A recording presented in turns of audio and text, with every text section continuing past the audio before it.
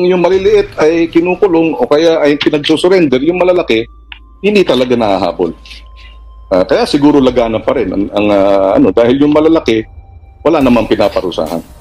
You are wrong with that, Mr. President. I completely disagree with you. Marami pong malalaking drug lord na kasuhan. Kung hindi foreigner, may records tayo dyan kung ilan yung mga Chinese drug lord na nakasuhan natin, yung iba nga napatay, at may mga politiko pa na malalaki, mga mayor, mga nasangkot sa droga ay nakasuhan o kaya nahuli. So, I disagree with you na Senator Pangilinan, Mr. President, would like to be recognized. Thank you, Mr. President.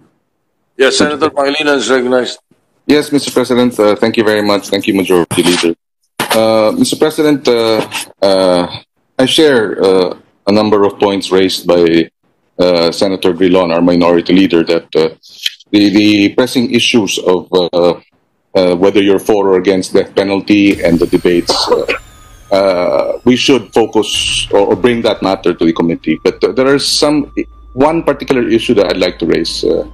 If the good sponsor, good senator, Senator Drilon, who delivered this privileged speech, I'm sorry, Senator De La Rosa, if he's willing to yield to a few questions. Yes, Mr. President. All right. Thank you. Thank you, Mr. President. Ang tanong natin kay Senator De La Rosa, at salamat sa kanyang privileged speech at ipinaabot sa atin ang concern tungkol dito sa death penalty.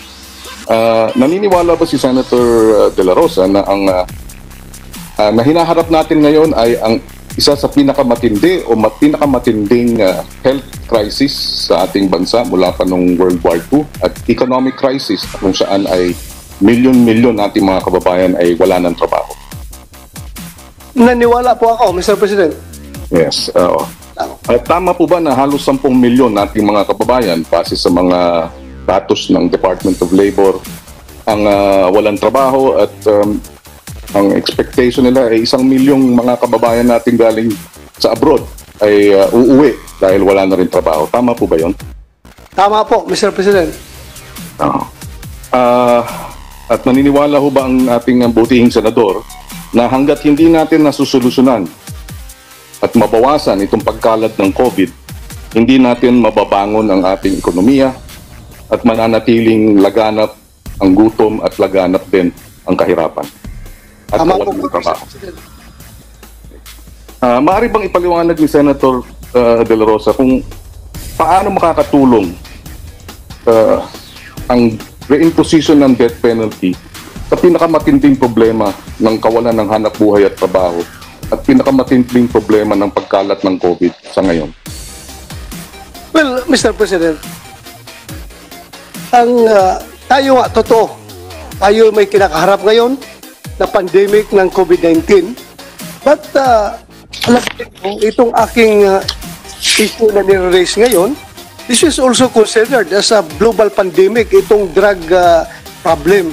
So, hindi naman siguro ibig sabihin na porke tayo may kinakaharap na global pandemic na COVID-19, ihinto na lang tayo sa paggawa ng ibang batas para sa ibang mga issues na kinakaharap ng ating lipunan at doon na lang tayo mag-concentrate. In fact, Mr. President, your proposition, we had just voted yesterday after the third reading yung ating Bayanihan 2. Kung gusto mo talaga na matulungan yung ating mga kababayan para makabangon dito sa pandemyang ating kinakaharap, sana tayo lahat ay bumuto doon sa Bayanihan 2 na yun. Dahil yun talaga ang purpose ng Bayanihan 2 na yun, para makabangon ang ekonomiya ng Pilipinas. Sana tayo lahat ay bumuto para doon sa batas na yun. Yun lang po, Mr. President, ang aking sagot. Yes, kaniliwanag naman natin kahapon kung bakit ang dahilan ng ating pagboto, ang naging dahilan ng boto natin kahapon. So palagay ko on record na yun. So naniniwala ang butihing senador na sa gitna ng pandemya at milyon-milyon ang walang trabaho at ginugutom, na dapat pa rin top priority ng administrasyon na ibalik ang death penalty. Tama po yun. Mr. President, when you say about prioritization, well, magbago na sasagot na mas priority natin itong death penalty kumpara dyan sa COVID-19. Number one priority pa rin natin ang COVID-19. But Mr. President, with all due respect, itong ating Senado naman ay pwede mag-multitasking. Hindi naman ibig sabihin na stop tayo sa ibang gagawin. Focus tayo sa COVID-19. Iyon na nga, gumawa na natin ng batas. Bayanihan 1, bayanihan 2. And what more can we ask from the Senate? Ginagawa na natin yun. Pero it doesn't stop us from performing our mandate na gumawa ng batas pertaining to other pressing issues. So hindi po, sorry to disagree with you, good gentleman from Pampanga, na hindi po ako sang-ayon na ihinto na lang tayo. Ihinto ang pag-ikot ng Senado dahil sa COVID-19. Multitasking po tayo, pwede po tayo gumawa. Pero still, when you talk about priority, number one priority pa rin natin ang COVID-19. Kung sa akin, baka second na lang itong healthy bill na ito. Pero still, it does not preclude us from tackling these bills. Yun lang po sa akin. Salamat at kinikilala niya na number one priority talaga natin ngayon itong COVID. At tama naman po yun. At ako isang ayon sa kanyang naging punto. Nabanggit kanina ng ating butihing senador na tuloy-tuloy pa rin ang laganap o pagkalat ng droga sa ating bansa. Tama po ba yun? Kaya dapat ibalik ang death penalty? Yes, as a matter of fact, nakita nyo, during this pandemic, billion na halaga ng shabu ang nanghuli ng ating kapulisan. So, tuloy-tuloy pa rin ang drug trafficking kahit mayroong pandemic. So kung wala sana problema sa drug trafficking, I will not author this bill, Mr. President, to tell you frankly, because ako rin ay ayaw rin ng kamatayan. Gusto ko buhay tayong lahat, walang mamamatay. Pero kung kinakailangan na magiging anti-bad life tayo in order to become a good life, then I have to do this stand. I have to make this stand, Mr. President. So kung tama ang obserbasyon na tuloy-tuloy pa rin ang laganap at pagkalat ng droga, masasabi ba natin na ineffective ang Oplan Tokhang 4 na taon na? Well, Mr. President, yung sabi mong ineffective na yan ay very subjective. Very subjective po. Kasi kung ako naman, I will not yield to your opinion na ineffective. Sabihin ko talaga, very effective. Saan ka ba nakakita ng programa ng gobyerno na nakakamit ng 1.3 million na surrenderers sa drug, na mga drug users at drug users? Dito lang sa Oplan Tokhang. Saan ka nakakita ng 30,000 na mga drug offenders na aresto dahil ito sa Oplan Tokhang? Saan ka nakakita ng pagbaba ng crime rate by 49%, almost 50% dahil sa Oplan Tokhang? So, masasabi ko po na very effective ang Oplan Tokhang. Pero, kaya nga, patuloy pa rin pumapasok ang drug sa ating bansa dahil itong business na ito ay very lucrative. Very lucrative. Masyadong mataas ang return of investment ditong drug business na ito. Kaya itong mga drug lord ay hindi talaga hinto sa kanilang negosyo hanggat hindi maibalik ang death penalty. Dahil nga, kahit nasa loob na sila ng bilibid, nakakulong na sila, patuloy pa rin ang kanilang negosyo sa droga. Dahil buhay pa sila, wala mang problema. So kung yung mga drug lord na nasa loob ng bilibid, kung yan ay pinagbibitay na natin noon pa, matagal na sanang nawala itong ating problema sa droga. Sinong magpapapasok dito ng droga? Sila. Alam po ninyo ang sitwasyon sa bilibid. Itong mga Chinese drug lord, sila ang in charge sa supply coming from abroad, coming from China. At pagpasok dito, sila rin ang in charge kung sinong pagkatiwalaan nila na mga local drug lord na nakakulong sa loob na bilibid ang mag-in charge sa distribution. So, ganun po ang kalakaran, Mr. President. Hindi ganun kadali na sabihin natin, ineffective ang Upland Tukhang. Otherwise, wala nag-surrender na 1.3 million kung ineffective ang Upland Tukhang. Very effective po. Kaya lang, naging ineffective yung ating total campaign dahil wala tayong batas na death penalty. Kung meron tayong death penalty, sabi nga sa akin ng drug lord dyan sa Bilibid, Sir, ibalik na yung death penalty. Mawawala itong problema natin. Kung hindi man totally mawawala, bababa ang problema ng droga sa inyong bansa dahil nga kami mga incheck, kami mga Chinese na drug lord, ang pinakamalaki sa ng market namin sa droga ay yung China. Pero hindi kami pwede magdegosyo ng droga sa China. Patay kami kagad doon. Bitay kami. Pero sa Pilipinas, wala. Enjoying kami. Kahit nakakulong sa Bilibid, tuloy ang ligaya. Tuloy ang negosyo dahil hindi nyo kami binibitay. Bitayin nyo kami. O sino pa magpapatuloy sa drug business namin? Wala na.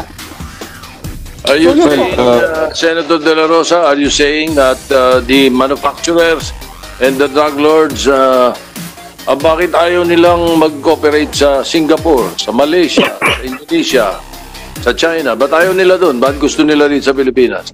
The wrong death penalty doon sa mga bansa na tinutukoy mo, Mr. President, at napaka-stricto po yung batas na sa death penalty doon. Patay kaagad, mabilis ang execution doon. Kaya ayaw nila magnegosyo doon. Gusto nila dito sa Pilipinas. Dahil enjoying sila, wala tayong death penalty. Pero kung sampulan natin yan, kumuha tayo dyan ng convicted na drug lord. I-execute natin in public, ipakita natin sa taong bayan na ito mangyayari sa inyo pag kayo'y sige maghakot ng droga dito sa Pilipinas.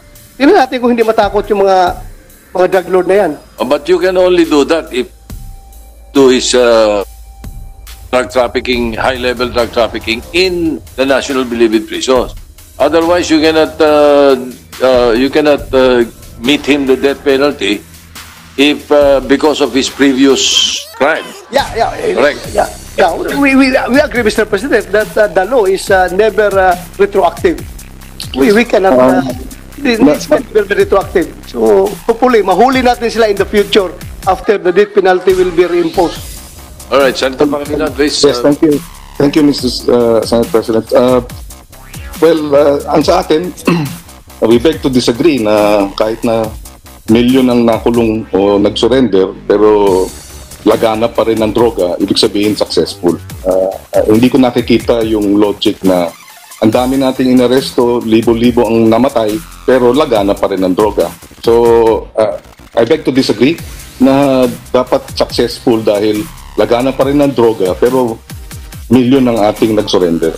Hindi ko nakikita yung anyway, I beg to disagree. Nabanggit din po na dapat yung mga drug lord. Kung naalala nyo yung billion-billion na pinalusot sa Bureau of Customs noong 2017 at 2018, meron bang mga drug lord na nakasuhan doon? Wala, Mr. President, dahil ang drug lord nandun sa China. Kaya nga siguro Jurisdiction over China. ibig sabihin yung malalaki walang nakulong, walang nasampahan, although may mga testigo na hiniring pa nga natin sa Senado, si Mr. Taguba, yung Mr. Khan, yung iba-ibang mga pangalan, pero hindi ata walang nasampahang drug syndicate o drug lord. Hindi pa at nabanggit naman na nasagot naman po yun, ano? So ang tanong ko po,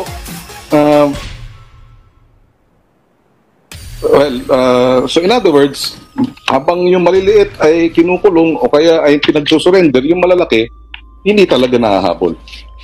Kaya siguro lagana pa rin ang dahil yung malalaki wala namang pinaparusahan. You are wrong with that, Mr. President. I completely disagree with you. Marami pong malalaking drug lord na kasuhan.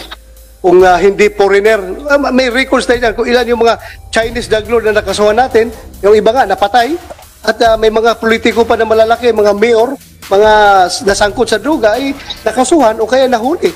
So, I disagree with you na siguro ang nakikita mo lang, yung araw-araw nakikita dyan sa news, it is expected, Mr. President, dahil kung alam mo lang sana ang structure ng drug syndicate, it is a pyramidal structure. Yung pyramid na yan, at the tip of the pyramid, kukunting drug lord na andon. At the base of the pyramid, ito yung mga mahihirap na mga pusher. So, if you wage a war against drugs, you cannot be selective. Hindi mo pwede sabihin na hindi natin pwedeng tirahin muna ito mahirap, unahin natin yung mayaman. Street Hindi pusher. po, you cannot be selected. So, ratsada yan lahat. So, it only shows na mas kukunti yung drug lord sa taas, kukunti ang nahuli. Mas marami yung drug pusher sa baba, mas maraming nahuli doon sa baba. So, yun po ang struktura ng ating drug syndicate, Mr. President. Kaya ganun po ang nangyayari. Pero when you say walang drug lord na nahuli, ay, tingnan mo yung, punta ka sa building 14, sa Bilibid. Kung ilan yung mga... May I clarify?